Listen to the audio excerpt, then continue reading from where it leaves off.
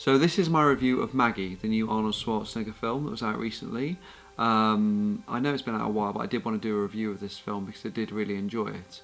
Now, this isn't what you traditionally call a zombie film, nor is it what you'd associate traditionally with Arnold Schwarzenegger. You know, this is an action blockbuster. He's not going around fighting hordes of zombies. It's not Dawn of the Dead or The Walking Dead or anything like that. This is a family drama about a father who goes to get his daughter, finds out she's got this zombification virus, and just has to come to terms with the fact she's going to die and going to turn into a zombie.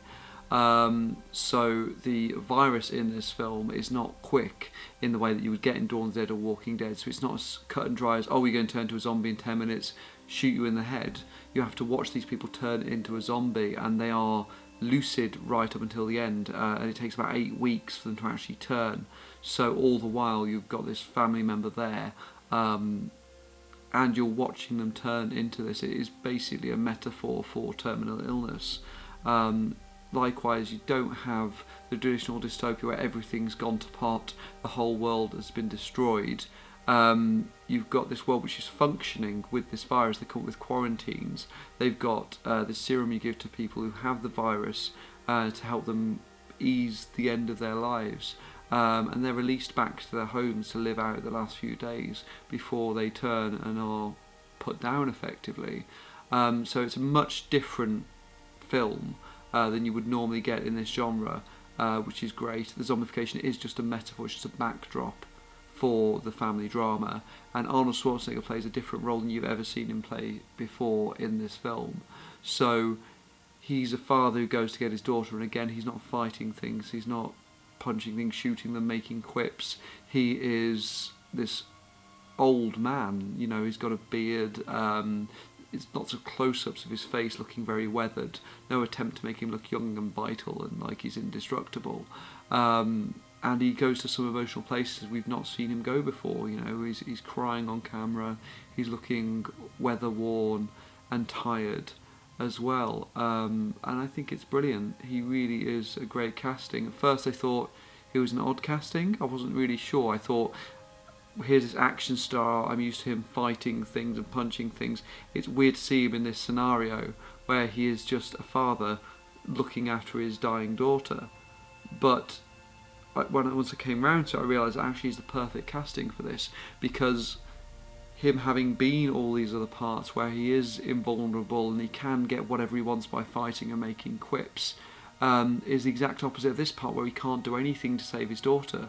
There's nothing he can do that will stop this virus, and that makes it even more tragic because he has all this strength and yet he can't use it. You know, he's gone out, he spent weeks looking for her, and he was too late. She's been bitten by this zombie, and it's brilliant because of that. And his casting is a perfect choice, you know. And he's got this truck, which is a great metaphor for him. It's this old truck, it's rusty. His daughter's questioning as to why he's got this truck. And he says, well, it's never let me down, it's always worked with other cars, they've come and gone, it's always worked. And that's a metaphor for him as a character. While he is beaten up and he's old and he's, again, careworn and weather-worn, he always comes through for his family, and this is the one time he's failed her. And it shows in his face throughout the movie that it feels like he's failed her. And Abigail Breslin, who plays Maggie, is also brilliant. She is a teenager who has this virus, who is turning into something horrible and can do nothing about it. And she plays it so well, and she's so heartfelt. She's such a great actor in this film that you have to watch her performance. You know, I mean, she's a teenager, so she's already in a situation where she's going through some changes, and now she's got this horrible change she's got to go through as well. And we see other families who've been affected with this. We see another kid she knows who's turned to a zombie as well, who's turning quicker than she is. We see another family where someone has turned into a zombie, you know, and they're forced to confront that.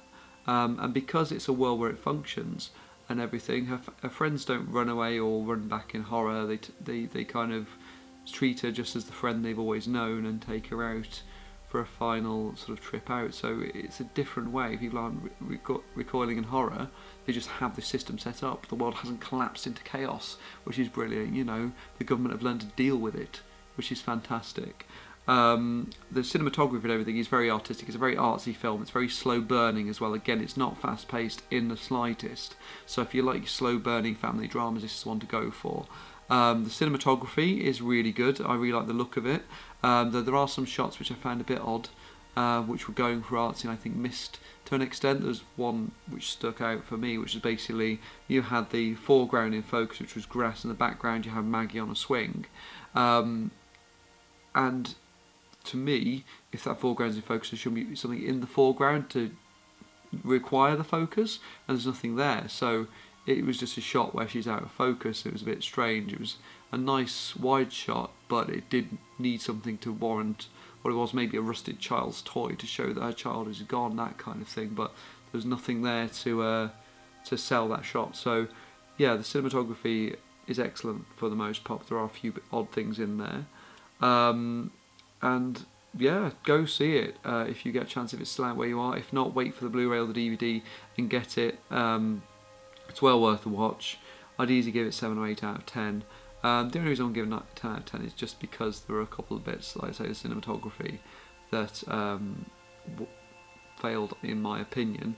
And while Arnold was stretching himself acting-wise, there were parts of it where it felt like he was going through the motions. I don't know if that was more to do with the direction he received. Maybe he didn't give detailed enough direction or something along those lines. But other than that, a brilliant film and definitely worth watching for all you sort of art house zombie film fans out there. So yes, 8 out of 10 easily. Well, and thank you for watching. Again, subscribe to my channel. I'm doing more and more of these, so you know, if you like film reviews and you enjoyed this one, subscribe and watch some more of my other videos are on there. You know, short films, music videos, promotional videos are on there too. And again, thanks for watching. Hope to see you again soon.